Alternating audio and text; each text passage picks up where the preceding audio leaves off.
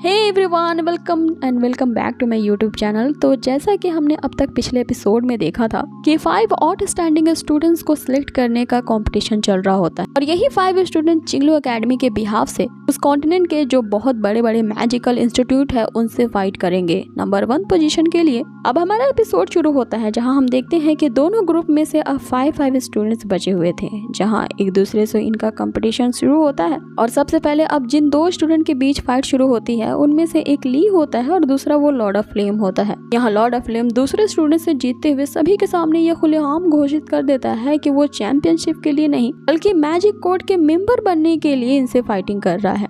अब यहाँ पे ली के जो फ्रेंड्स होते हैं वो उसे सपोर्ट करते हुए कहते हैं कि जरा हमारे फ्रेंड्स से तो फाइट करके देख लो, कि तुम्हारी ये जो एरोगेंस है वो धरी की धरी रह जाएगी। अब दूसरी तरफ हमें यहाँ लॉर्ड ऑफ फ्लेम का चमचा दिखाया जाता है जो उसकी तारीफ करते हुए कहता है आपने अभी भी एक ऐसे बंदी को हराया है जो अपने 5 लेवल के इनिशियल पॉइंट पे थी, तो फिर तो ये ली आपके सामने कुछ भी नहीं है। अब यहाँ फिर से इनके बीच मैं सुपीरियर हूँ की डायलॉग बाजी शुरू हो जाती है, लेकिन फाइनली हम देखते हैं कि ये एक दूसरे के आमने सामने आ जाते हैं जहाँ ली अपने सुपर फास्ट टेक्निक का यूज करता है, लेकिन ये जो लॉर्ड ऑफ फ्लेम होता है उससे भी 2 कदम आगे होता है। यहाँ वो अपने फिंगर से ही उसके हर मूव को आसानी से डॉज कर रहा था। आगे ये दोनों एक दूसरे को काट के टक्कर दे रहे होते हैं जहाँ ये अपने अपने अटैक्स को ही खुद ही नलीफाई कर देते हैं। आगे फिर से इनके बीच वही डायलॉग बाजी कि मैं तुम्हें हरा दूंगा फिर से शुरू हो जाती है। लेकिन फिर यहाँ पे ली ये कहते हुए कि अभी जो मैंने किया ये मेरे लिए सिर्फ एक वार्म अप था और अब मेरी तुम असली स्ट्रेंथ देखोगे। और यहाँ हम देखते हैं कि ली अपने 5 एलिमेंट में से एक फायर एलिमेंट का भी यूज करता है,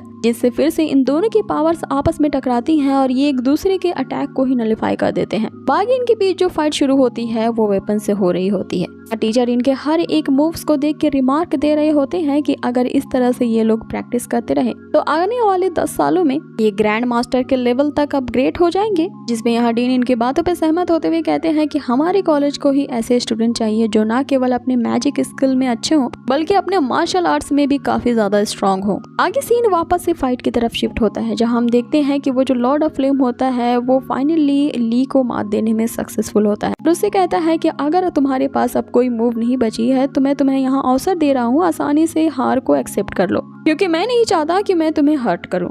जिससे ली उसे कहता है कि फिर देखो मेरे एक मूव से अब ये डिटरमाइन हो जाएगा कि इस कंपटीशन का रिजल्ट क्या होगा। अब आगे वो लॉर्ड ऑफ फ्लेम यहाँ अपने डबल क्रॉस आई शॉट की पावर को एक्टिवेट करता है। दूसरी तरफ हम ली को ये कहते हुए देखते हैं कि 3 सालों तक उसने जितनी भी कल्टीवेशन की थी उसकी सारी की सारी पावर्स वो लॉर्ड ऑफ रिंग्स में अब्सॉर्ब हो रही थी, लेकिन अभी उसे समझ में आया है कि लॉर्ड ऑफ रिंग्स ने ये उसी के भलाई के लिए किया था ताकि वो अपनी सारी की सारी स्पिरिचुअल पावर को कॉम्बैट स्किल में चेंज कर सके। यहाँ हम देखते हैं कि ली उसी कॉम्बैट स्किल का यूज करते हुए उसने 4th लेवल पे ब्रेक थ्रू किया था और अपनी इसी स्किल का यूज करते हुए वो उस लॉर्ड ऑफ फ्लेम पे काउंटर अटैक करता है। दूसरी तरफ हम ट्यूटर को देखते हैं जिनकी अलग ही बहस जारी थी क्योंकि यहाँ जो ट्यूटर ताऊ होते हैं वो मार्शल आर्ट ब्रांच को सपोर्ट करते हैं। दूसरी तरफ वो जो लेडी ट्यूटर होती हैं उनका ये ओपिनियन होता है कोई भी मैजिशियन अगर इस तरह के कॉम्बैट स्किल का यूज कर ले तो फिर वो एक मार्शल आर्ट्स का भी मास्टर बन सकता है। जिसपे यहाँ ट्यूटर ताऊ से कहते हैं कि अगर इस तरह के 3 मास्टर्स भी मिल जाएं तो भी वो एक ग्रेट मैजिशियन का मुकाबला नहीं कर सकते। जिसपे वो लेडी टीचर अपनी बात को यहाँ सपोर्ट करते हुए कहती हैं कि ग्रेट मैजिशियन बनने से अच्छा है कि कोई ग्रैंड मास्टर बन जाए। अब इस पे ट्यूटर ताऊ उसे ये जवाब देते हैं कि तो फिर मार्शल आर्ट्स एकेडमी में अब तक इतने सालों में कोई भी ग्रैंड मास्टर क्यों नहीं हुआ।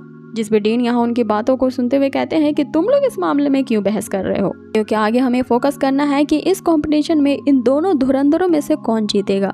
अब आगे हम देखते हैं कि ली यहाँ पर उस लॉर्ड ऑफ फ्लेम पे भारी पड़ रहा होता है, जिसपे वो लॉर्ड ऑफ फ्लेम यहाँ डिसाइड कर लेता है कि वो पहले ली के मॉन्यूमेंटम को डिस्ट्रॉय करेगा तभी वो उसे हरा पाएगा। यहाँ पे वो लॉर्ड ऑफ फ्लेम होता तो है फायर फैमिली से, लेकिन यहाँ पे वो अपने आइस एट्रीब्यूट को एक्टिवेट करता है और ये केवल वही कल्टिवेटर कर सकता है जो कि 5th लेवल की कॉम्बैक्ट पावर रखता हो। लेकिन तभी यहाँ ली उसे कहता है कि तो फिर ये तुम्हारा था हुकुम का इक्का, तो अब तुम मेरा मूव देखो। यहाँ ली उसी डिवाइन डियर की ट्रांसफॉर्मेशन को दिखाता है जिसमें 9 रंग होते हैं। अब ये देख के सारे लोग हैरान परेशान हो जाते हैं ये सोचते हुए कि आखिर ये लड़का इस 9 फॉर्मेशन डिवाइन डियर को कैसे एक्वायर कर सकता है, क्योंकि ये जो ट्रांसफॉर्मेशन है ये इस पूरे कॉन्टिनेंट के मेन लैंड का टॉप मार्शल आर्ट है इसकी इनहेरिटेंस तो बहुत पहले ही खत्म हो चुकी थी, लेकिन इसके बारे में कहा जाता है कि वो जो पवित्र डियर क्लैन का वो जो डिवाइन डियर होता है, सिर्फ वही उस बंदे को पहचान सकता है जो कि इस 9 फॉर्मेशन के डिवाइन पावर को इनहेरिटेंस करेगा। और इस ट्रांसफॉर्मेशन की पावर तो इतनी ज्यादा भयानक होती है कि वो किसी कॉम्पैक्ट पावर के 3 गुना ज्यादा होती है।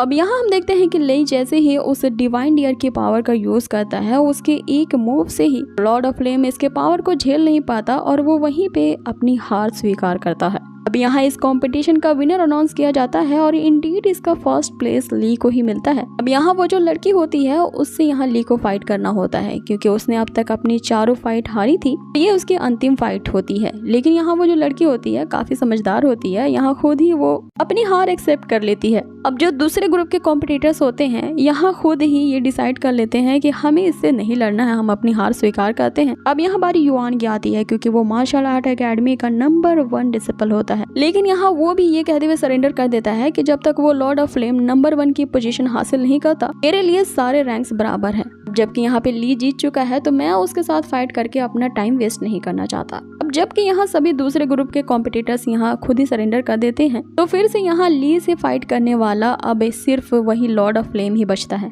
अब फिर से यहाँ पे इनके बीच मैजिक कोर्ट एकेडमी और मार्शल आर्ट्स एकेडमी के बीच में नंबर 1 कौन होगा, इस प्लेस के लिए इनके बीच फाइट शुरू हो जाती है। लेकिन यहाँ पे हार मानने के बावजूद भी लॉर्ड ऑफ फ्लेम में काफी एरोगेंट और अकड़ होती है भाई। आगे वो यहाँ ये कहते हुए ली से भिड़ जाता है कि ये दोनों पोजीशन ना मेरे ही होंगे। अब यहाँ इनके बीच स्पिरिचुअल फाइट शुरू हो जाती है, जिसे सारे लोग एकदम बेताबी से देख रहे होते हैं कि आखिर अब इसका विनर कौन होगा, क्योंकि दोनों ही सेम लेवल की पोजीशन पे होते हैं। अब यहाँ पे हम देखते हैं कि वो लॉर्ड ऑफ फ्लेम ली को काफी कांटे की टक्कर दे रहा होता है, लेकिन ली भी यहाँ पे इससे कम नहीं होता और यहाँ पे उसे लॉर्ड ऑफ फ्लेम को हराने का बस अब एक ही रास्ता दिखता है कि जब तक वो अपने 5th लेवल पे ब्रेक थ्रू नहीं कर पाएगा वो उसे डिफीट नहीं कर सकता। अब हम यहाँ पे एक बहुत ही इंटरेस्टिंग चीज देखते हैं कि जो ली होता है उसे डिवाइन डियर गॉड को सम्मान करता है। अब यहाँ पे हम देखते हैं कि उस डिवाइन डियर गॉड के अपेयर होते ही ली के पास उसकी शक्तियां आ जाती है और वो अपने 5th लेवल पे ब्रेक थ्रू कर चुका है और अब एक ऐसा अटैक लॉर्ड ऑफ फ्लेम पे होता है कि वो वहीं धाराशायी हो जाता है। और इसके साथ ही गाइस हमारा ये एपिसोड भी यहीं फिनिश होता है। सो आज का एपिसोड आप लोगों को कैसा लगा मुझे कमेंट बॉक्स में जरूर बताएं। और हाल ही में मैंने 2 नई सीरीज उस चैनल पे अपलोड की हैं जिसकी कहानी वाकई में एंटरटेनिंग है। और अगर आपको ये बात पे यकीन नहीं आता तो मैंने लिंक डिस्क्रिप्शन में दे दिया है, आप वहाँ से जाके चेकआउट कर सकते हैं।